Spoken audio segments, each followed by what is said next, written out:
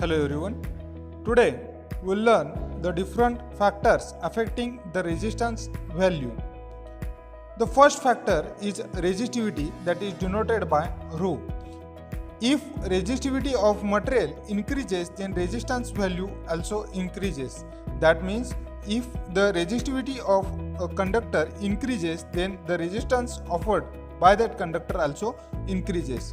Another one is the length of the conductor, that is denoted by small l. If length of conductor increases, then resistance of material increases. We can relate this term to the flow of pipe. When a length of pipe increases, then the opposition to the flow or the liquid flowing through that pipe also increases. That means when the length of conductor is increased, then due to that increased length, the opposition to the flow of current will also increase. The third one is a cross-sectional area. Larger cross-sectional area have less resistance to the electricity. That means if the cross-sectional area is more, then there will be a less resistance to the electricity. As cross-section area increases, the resistance decreases. That means if you make the cross-sectional area of a wire bigger, then the resistance to the current flowing through that wire is smaller. The fourth term is a temperature. Increase in temperature causes increase in resistance. That means if the temperature of a wire increases, then the resistance offered by that wire also increases. Because as temperature increases, length of the conductor increases due to the thermal impact on that material. Hence, it is taken care of maintaining the temperature of the wire at a proper value all the time. Now here in diagram we have shown the equivalent resistance of a circuit that has been denoted by RT, and here we have given one battery supply.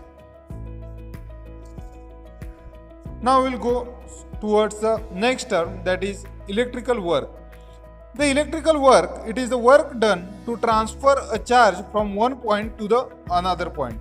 Simply, if we have a stone here and we have to move this stone to the point B, that means this is point A, that this is point B, then the power required to move this stone from A point to B point is known as work done on this material. The same applies to these electrons. If you have considered these electrons, then the work required to move this electron from point 1 to point 2 is known as a electrical work done on that electron. The unit of electrical work is joules.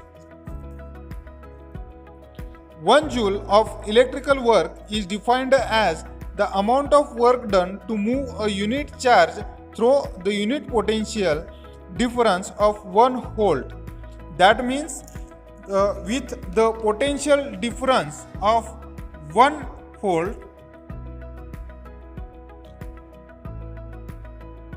to move this charge,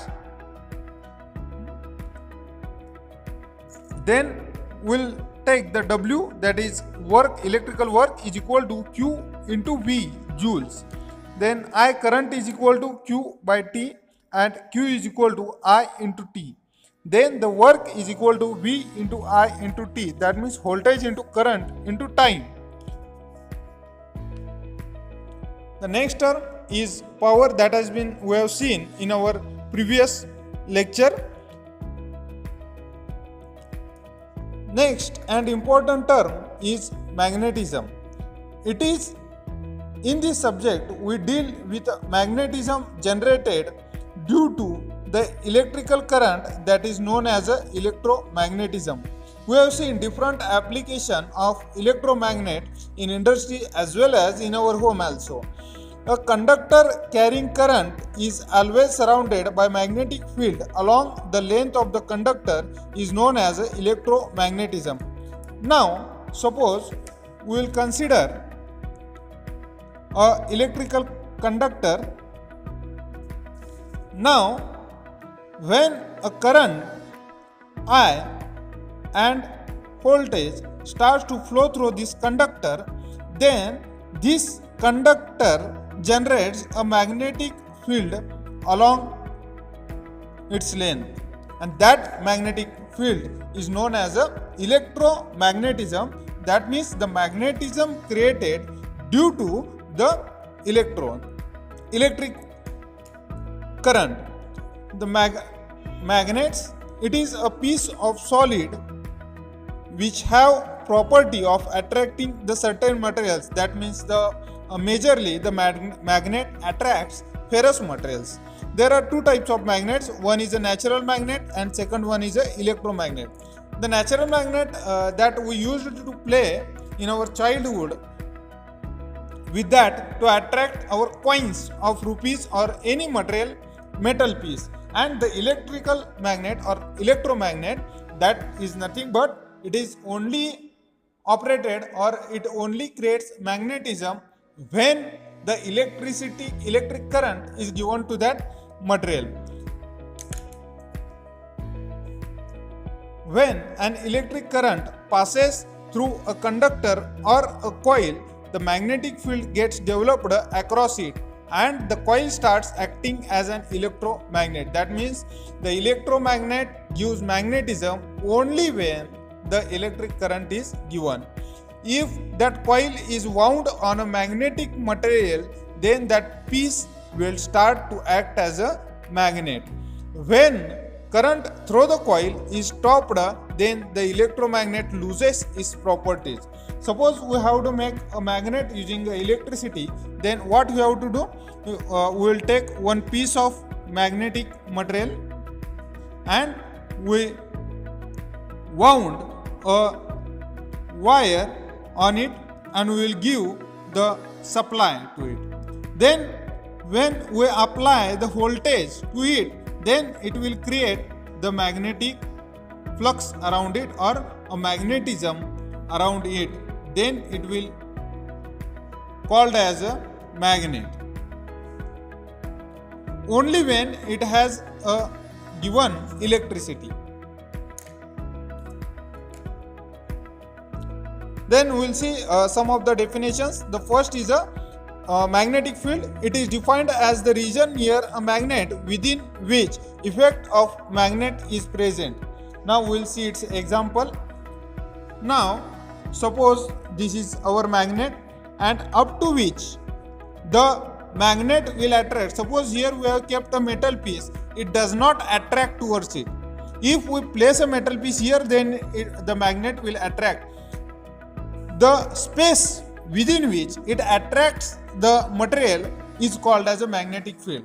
In short, म्हणजे काय, आपण याला काय म्हणतो की जेव्हा आपण एखाद्या मॅग्नेट जवळ दुसरा मेटल पीस प्लेस केल्यानंतर तो जेवढे एरियामध्ये मेटल पीसला अट्रॅक्ट करतो त्या अट्रॅक्शन एरियाला आपण मॅग्नेटिक फील्ड म्हणतो. Second one is a magnetic flux. It is denoted by five. It is number of lines of force in a magnetic field.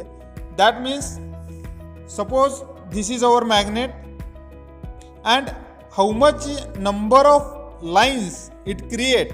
Now these lines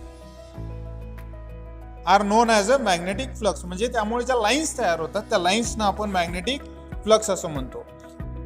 Then the next one is a magnetic flux density that is denoted by B.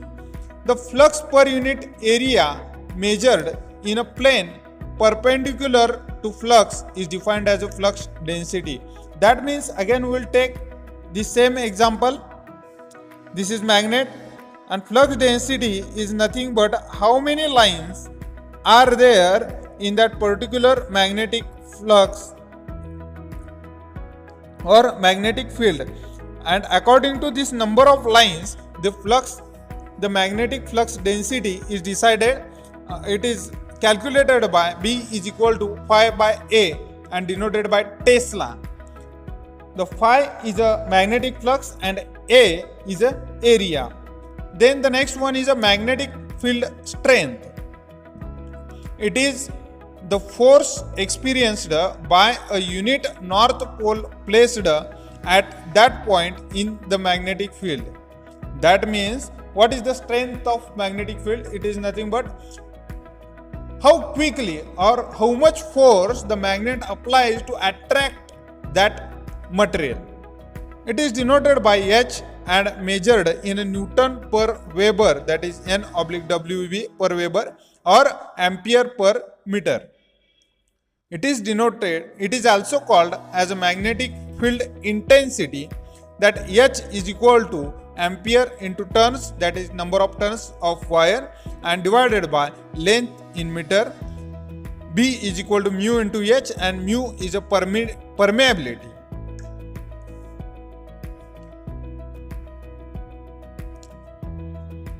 What is permeability? It is the ability of material to carry the flux lines. That means the ability of the material, that how much flux lines it carries through it, is known as a permeability.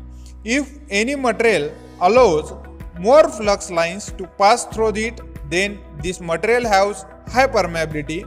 The magnetic materials have high permeability, whereas non-magnetic materials have low permeability. Now here you will see the magnetic material, a magnetic field, this coil, the electric supply given to it, and this is how the electromagnet is created or formed. The next definition is of absolute permeability. It is the ratio of magnetic flux density in a medium to magnetic field strength is defined as absolute permeability of that material. That means it is the ratio of magnetic flux density to the magnetic field strength. It is denoted by mu and measured in Henry per meter. Mu is equal to B by H, or B is equal to mu into H, as we have seen in the previous formulas. Then again, permeability of a vacuum or free space, that means in a free space or in a air or in a open media, what is the permeability of our magnetic field? If the medium in which magnet is kept is air or vacuum, then the ratio of flux density and magnetic field strength is called as permeability of free space or vacuum or air. It is denoted by mu 0 and its unit is Henry per meter. The mu 0 is equal to normally 4 pi into 10 raised to minus 7 Henry per meter. It is always remain constant. This is an important note. Then there is a relative permeability. It is the ratio of flux density produced in a medium by a magnet to flux density in air by same magnet. That is mu r, that means relative permeability, B divided by B0, whereas B is flux density in a medium and B0 is flux density in air. That means it is the ratio of flux density in open air and in some medium.